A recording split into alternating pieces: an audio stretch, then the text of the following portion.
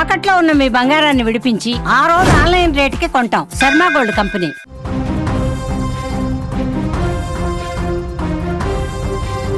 కడప జిల్లా ప్రొద్దుటూరు పట్టణంలో గుండెలను పిండేసే విషాదం చోటు చేసుకుంది.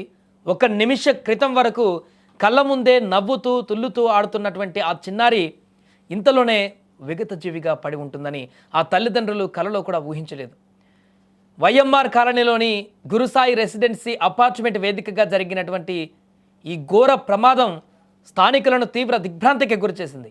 ఆడుకుంటూ వెళ్లిన చిన్నారి అదుపు తప్పి 3వ అంతస్తు నుంచి కింద పడిపోవడంతో ఆ కుటుంబంలో ఒక్కసారిగా చీకట్లు మరిశాయి. పొట్టిపాటి రామచంద్రారెడ్డి, స్వాతి దంపతుల కుమార్తె చరితారెడ్డి స్థానిక కేశవరెడ్డి స్కూల్లో 8వ తరగతి చదువుతోంది.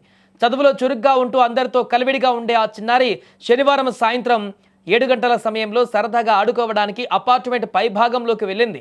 ఆ సమయంలో అక్కడ ఎవరూ లేకపోవడం, వెలుతురు తక్కువగా ఉండడంతోనో లేక అదుపు తప్పో తెలియదు కానీ ఒక్కసారిగా పైనుంచి కిందకు పడిపోయింది.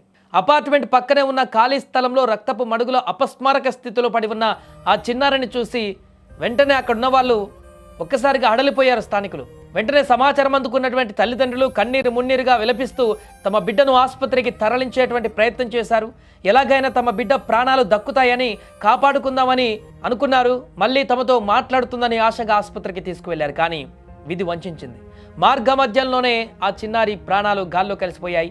ఆసుపత్రికి చేరుకునేసరికి చరితారెడ్డి మృతి చెందిందని వైద్యులు ధృవీకరించడంతో ఆ తండ్రి ఆవేదన, ఆ తల్లి రోదనలు వర్ణనాతీతంగా మారాయి.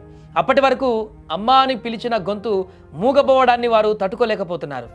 భవిష్యత్తులో ఎన్నో సాధించవలసిన చిన్నారి ఇలా అర్ధాంతరంగా తనువు చాలించడం ఆ కాలనీలో విషాదాన్ని నింపింది. ఈ ఘటన అపార్ట్మెంట్లో ఉండేవారికి ఒక హెచ్చరిక లాంటిది. పిల్లలు మేడపైకి వెళ్తున్నప్పుడు కానీ ఆడుకుంటున్నప్పుడు కానీ పెద్దల పర్యవేక్షణ ఎంత అవసరమో ఈ ఘటన మరొకసారి గుర్తు చేస్తుంది. రక్షణ గోడల ఎత్తు తక్కువగా ఉండటం లేదా పిల్లల అజాగ్రత్త వల్ల ప్రాణాల మీదకు వస్తున్నటువంటి సందర్భాలు గతంలో కూడా నెలకొన్నాయి ఇలాంటివి. కానీ ఇప్పుడు ఆ కుటుంబంలో పూర్తిగా తీరనటువంటి విషాదం. ఆ పాప చూస్తుండగానే ప్రాణాలు కోల్పోయినటువంటి పరిస్థితి. ఆ కుటుంబంలో ఇప్పుడు అంతు చిక్కడం లేదు. కాసేపటి క్రితం వరకు హ్యాపీగా ఆడుకుంటూ ఇక్కడ చిరునవ్వు చిందిస్తూ ఉన్నటువంటి తమ బిడ్డ లేదనేటువంటి విషయాన్ని కూడా వారు జీర్ణించుకోలేకపోతున్నారు. ఇంత దారుణమైనటువంటి శిక్ష మాకెందుకు విధించావంటూ ఆ దైవాన్ని నిందిస్తున్నారు ఆ తల్లిదండ్రులు. ఇంకా నైబర్స్ కానీ మిగతా కుటుంబ సభ్యులు కానీ అపార్ట్మెంట్లో ఉన్న వారందరూ కూడా ఈ యొక్క ఘటన పట్ల తీవ్ర భయాందోళనకు గురవుతున్నారు.